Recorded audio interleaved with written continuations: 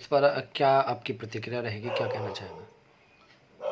देखिए भाई साहब, ये तो इंटरनेशनल मामला है, उस पर तो मैं नहीं कहूँगा, क्योंकि इंटरनेशनल लेवल का बड़ा मामला है, तो ये तो बड़े नेताओं का काम है।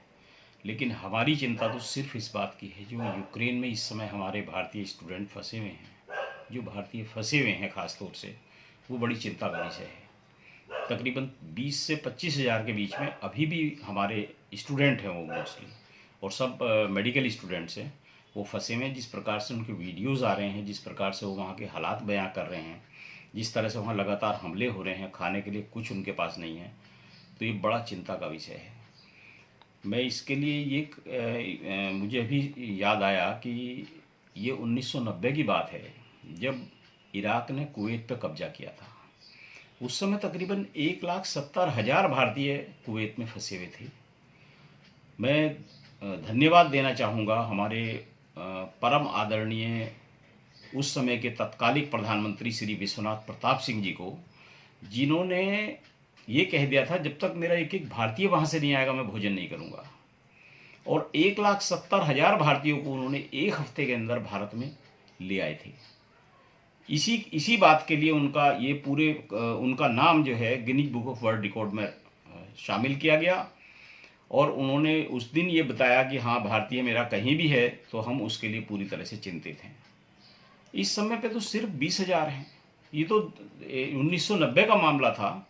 अब तो हम 2022 में बैठे हैं, लेटेस्ट टेक्नोलॉजी, इतने प्लेन हमारे पास हैं, इतनी फर्स्ट क्लास हमारी इंडियन एयरफोर्स है, सारी चीज़ें हैं, उसके बाद हम नहीं ला पा रहे। उधर हमारा रूस से भी अच्छे संबंध हैं, यूक्रेन से भी अच्छे संबंध हैं।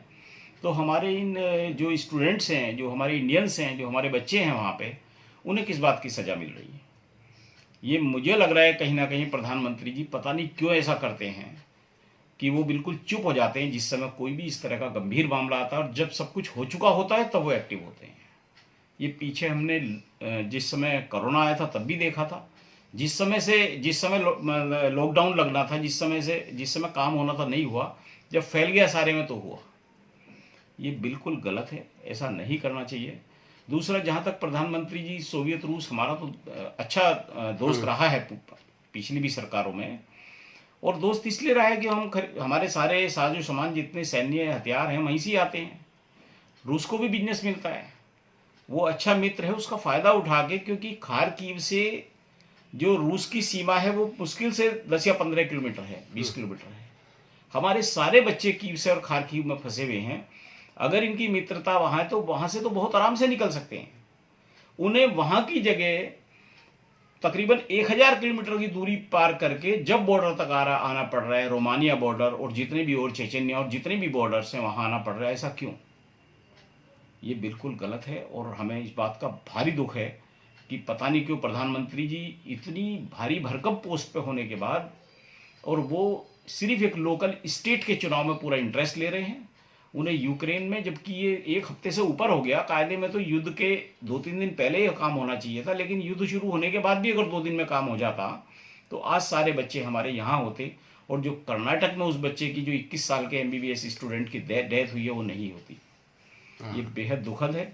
ऐसा इस सीट पर बैठने के बाद नहीं होना चाहिए। और मैंने कहीं ना कहीं ये महसूस किया, पता नहीं क्यों, ये मेरा व्यक्तिगत बात है, कि भारी भरकम पोस्टों पर पारिवारिक लोग बैठने चाहिए। बेटे का दर्द क्या होता है, जिसका बच्चा वहां फंसा हो उसका दर्द क्या होता है, वही महसूस करता है। क्योंकि बिल्कुल चिंतित से ही नहीं लग रहे प्रधानमंत्री जी, कोई डायलॉग ही उनका आज की तारीख में नहीं है।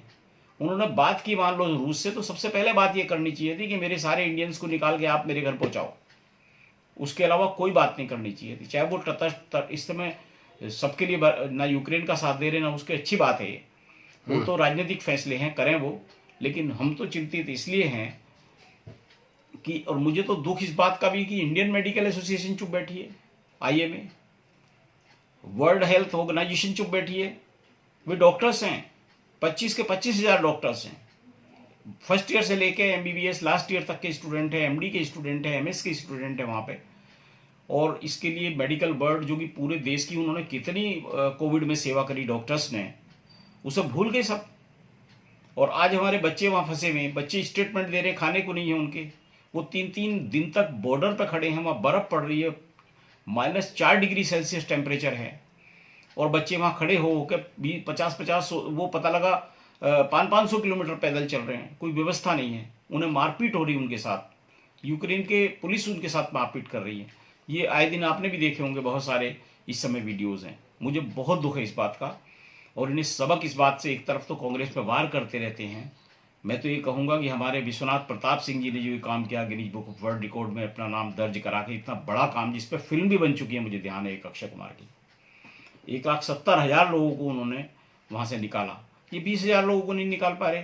वैसे भारत माता की जय, ये बिल्कुल गलत है, नहीं होना चाहिए। मैं निवेदन करता हूँ माननीय प्रधानमंत्री जी से, यदि मेरी बात वहाँ तक पहुँच जाएगी, अब सारी चीज़ छोड़ के, आप भाजपा के प्रधानमंत्री नहीं हैं, आप देश के प्रधानमंत्री हैं। जब आदमी किसी देश का मुखिया बनता है तो पूरा देश उसका है, तो आप देश के प्रधानमंत्री की तरह काम करें। आपको तो दिल्ली से हिलना ही नहीं चाहिए ऐसे टाइम पे। आपकी उत्तर प्रदेश में आवश्यकता नहीं है, इतने सारे मंत्री, इतने सारे संतरी, मुख्यमंत्री सारे लगे हुए हैं। हमारे देश का पीएम बहुत पावरफुल होता है, आप उस पावर को रियलाइज करिए, मेरा रिक्वेस्ट है आपसे। आपके संबंध सबसे अच्छे हैं, लेकिन यदि उनका सदुपयोग होगा तब अच्छे हैं वो संबंध। तो ये दुखद है, हमें एक एक स्टूडेंट जो इस समय हमारे बच्चे फंसे में हैं, उनका बेहद दुख है। पूरा हिंदुस्तान उनके लिए परेशान है, वो पेरेंट्स नहीं, पूरा हिंदुस्तान परेशान है। आज अगर एक बच्चा वहाँ खत्म हो, मुझे बहुत दुख हुआ दर्द दिल में, कि उनके पिता ने ये कहा है पीएम से कि उसकी डेड बॉडी मेरे बेटे के लिए क्या हो। कितनी बड़ी बात है, तो ये बेहद दुखद है। मैं अपील करता हूँ सभी से कि अब जो भी प्रयास हो, देखिए। और दूसरा, एक स्टूडेंट ने तो सोनू सूद को याद किया, क्योंकि जब उसे कहीं से हेल्प नहीं मिली, एक लड़की ने सोनू सूद को कांटेक्ट किया। और दुख की बात यह है, सोनू सूद अगर एक इंडियन हमारा हेल्प कर रहा है, तो उसके ऊपर भी इन्होंने बहुत सारी रेड पड़वाई, इनकम टैक्स की और पता नहीं क्या क्या।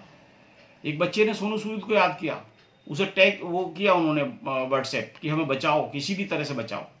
तो वहाँ गुहार कर रहे हैं, और हमारे पास इतने बड़े इतना इंफ्रास्ट्रक्चर हमारा मजबूत है, और हम अपने बच्चों को 20,000 को नहीं ला पा रहे। ये कहीं ना कहीं दुखद है, इससे दिल दुख रहा है। तो मेरा निवेदन है, प्लीज सारे काम छोड़ के सबसे पहले इस काम पे जुटो, निवेदन है।